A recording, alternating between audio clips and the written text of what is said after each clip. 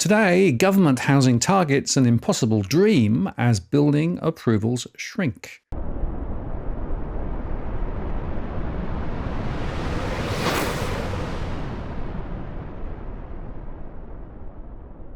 Hello again, it's Martin North from Digital Finance Analytics, where I'm latest post covering finance and property news.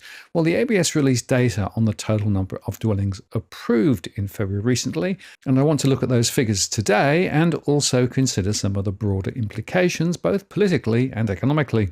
They said that despite growth in private houses in the month, the total number of dwellings approved fell 1.9% in February, that's seasonally adjusted, after a 2.5% fall in January. The trend estimate for total approvals fell 3%, following a 2.7% January decrease. Specifically, approvals for private sector dwellings, excluding houses, fell 24.9% in February in seasonally adjusted terms. That was driven by a fall in the number of approved large apartment projects. In contrast, approvals for private houses rose 10.7% in February. The ABS said that the approvals of private sector houses rose in all states, with Western Australia up 20.7%, New South Wales up 17%, Victoria up 12.4%, Queensland up 3.4%, and South Australia up 2%. Total dwellings approved, though, fell 28.5% in Queensland. Meantime, rises were recorded in Tasmania, up 39.3%, New South Wales up 23.4%, South Australia up 15.4%, Victoria up 2.1%, and Western Australia up 0.9%. Of course, these are lumpy because approvals for high-rise includes multiple dwellings, and therefore one large approval for a development can have a significant impact. Now, this continues to confirm that the massive gap between the government's aspiration of 1.2 million new homes over the next 5 years is real and growing. In fact, on a straight line basis, this translates to a target of 240,000 next year, which, by the way, is still way under the number needed to house the surging migrants and also to fill existing shortfalls. In fact, dwelling commencements over the last calendar year undershot the National Cabinet total by almost 1/3, falling to 163,836. This was the weakest since the 2012 total of 153,580. Now that means that Australia will fall 90,000 homes short of this year's national target of 240,000 new dwellings after new housing starts for 2023 came in at the lowest for 11 years. Dwelling commencements for detached houses sank below 100,000 for the first time in a decade, falling to 99,708, while those for so-called attached homes, apartments, townhouses and semi-detached level pegged the previous year's total of around 63,000. In 2023, the number of new apartment dwellings built across the capital cities of 51,484 represented a 4% increase on the year before, but an 11% decline on the decade average, and is 40% lower than the peak in supply when 80,093 dwellings were completed in 2017. That's according to the Urban Development Institute of Australia. And separate figures from the ABS show that 172,725 new housing completions were made in the year to December. That's little change from the 2022 total of 172,994, and that reflected work on existing projects that have been delayed or slowed due to weather delays and materials constraints, etc. In fact, CoreLogic said that the construction pipeline remains bloated, with ABS building activity data showing that around 255,000 dwellings approved but not yet completed, which should help to keep builders busy through 2024. Now, the slow momentum in construction is driven by scarce labour, not least because more construction firms are failing, as I discussed recently, and that also lifts the costs of employing people, plus, of course, demand for construction workers in the public sector and also in industrial contexts.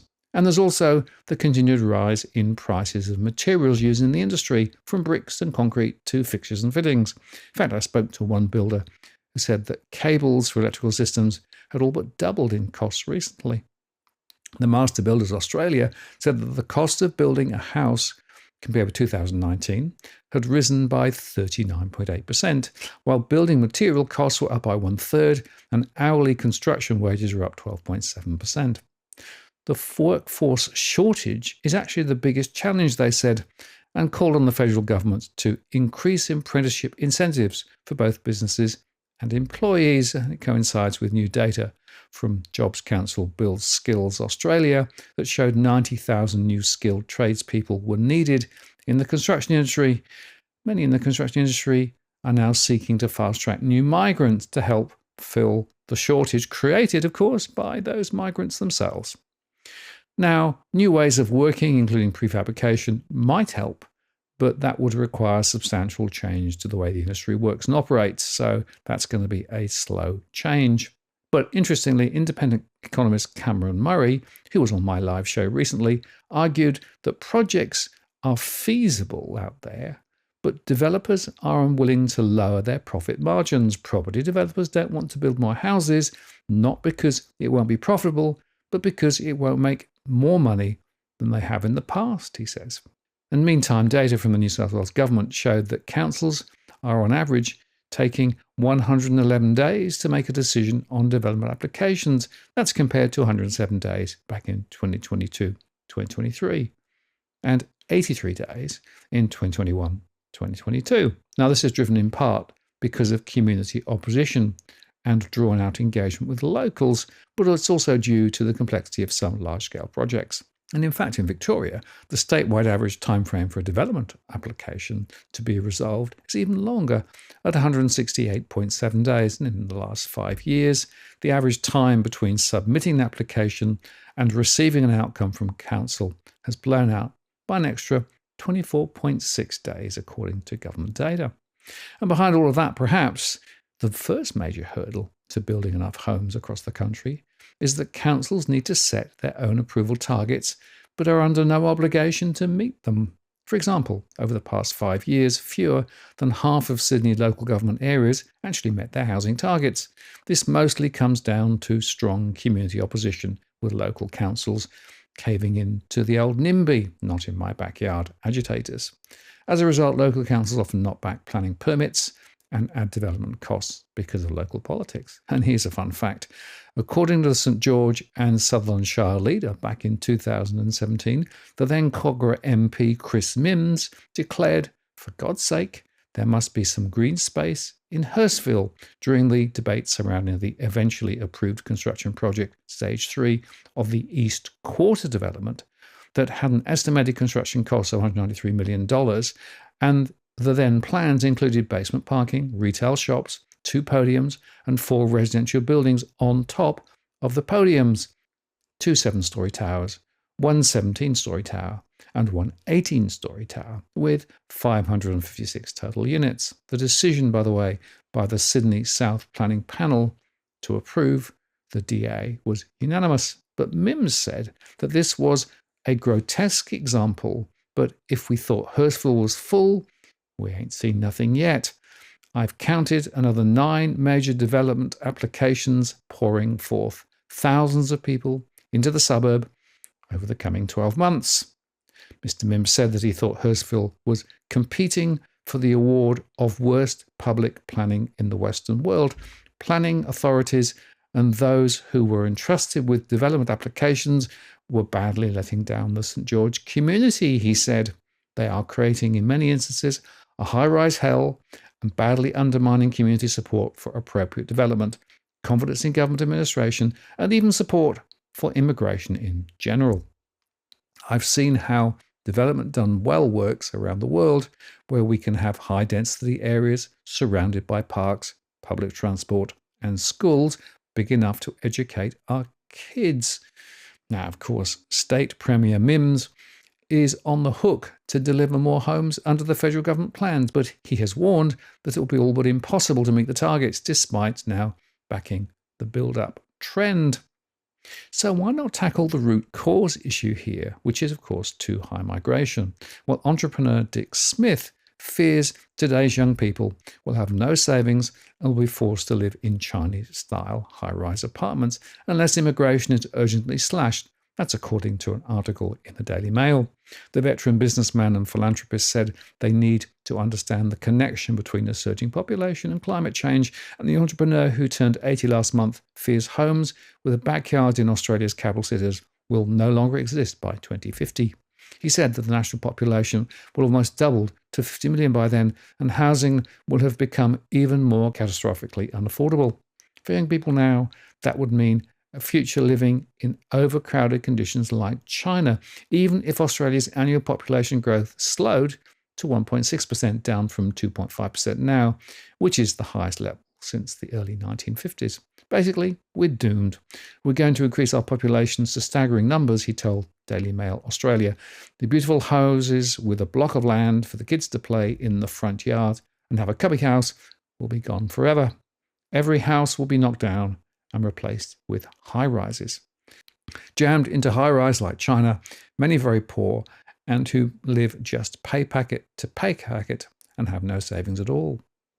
A record net 548,800 migrants moved to Australia in the year to September, and Mr. Smith says he wants that slashed to 75,000 a year, where it was until the late 1990s. But politically, I don't think that'll happen. And this article in the Sunday papers included some commentary from myself, highlighted the fact that Labor has no choice but to keep pumping migration and to keep pumping the housing sector. So the bottom line is this: whatever the numbers may say, it's a political decision at the moment to pump the migration hard and long, and to mess around with housing so that your announceables sound okay, even if you miss your targets dramatically later, of course, after the next election. This is a major, major disaster. And unfortunately, it's politically driven. The incentives to do the right thing are just not there because, of course, big business want it rather different. As Dick Smith said, it's not going to happen. I can tell you we won't be reducing immigration.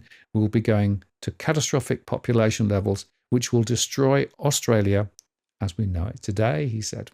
Big businesses, big business interests also donate to Australia's major political parties, ensuring there's high immigration outside of a pandemic, whoever is in power. That's because the short circuits in the brains of the billionaires just want to make more money, he said. And they drive the immigration, and they drive the politicians, and they drive the whole system. Greed is unlimited. Actually, most Australians oppose high immigration, with the Australian Population Research Institute this week releasing a survey showing 71% disagree with the question, do you think Australia needs more people? But notably, those critical of high immigration are mainly comprised of older voters and non-graduates. That's based on the survey of 3,000 people in December. And of course, while Australia's economy has avoided falling into a recession so far, there has been a per capita recession since the June quarter of last year, with gross domestic product per Australian falling significantly. And there you have the underlying reason. Pump migration, and you can keep the GDP in positive terms. Never mind the consequences, never mind the overcrowding, never mind the housing supply problems and the housing unaffordability issues. So all of this has been created by a series of political decisions over recent years, which could have been different, but I don't think they're going to change now. Now, if you're buying your home in Sydney's contentious market, you don't need to stand alone. This is the time you need to have Edwin Almeida from Ribbon Property Consultants standing alongside you. Buying a property is both challenging and adversarial. The vendor has a professional on their side. Emotions run high, price discovery and price transparency are hard to find, and then there's the wasted time and financial investments that you make. Edwin understands your needs, so why not engage a licensed professional to stand alongside you? With RPC, you know you have experience, knowledge, and master negotiators looking after your best interests. So shoot Ribbon an email at info@ribbonproperty.com.au, and if you use the promo code DFAWTW/Martin, you can get a 10% discount offer. I'm Martin North from Digital Finance Analytics. Many thanks for watching, and I'll see you again next time.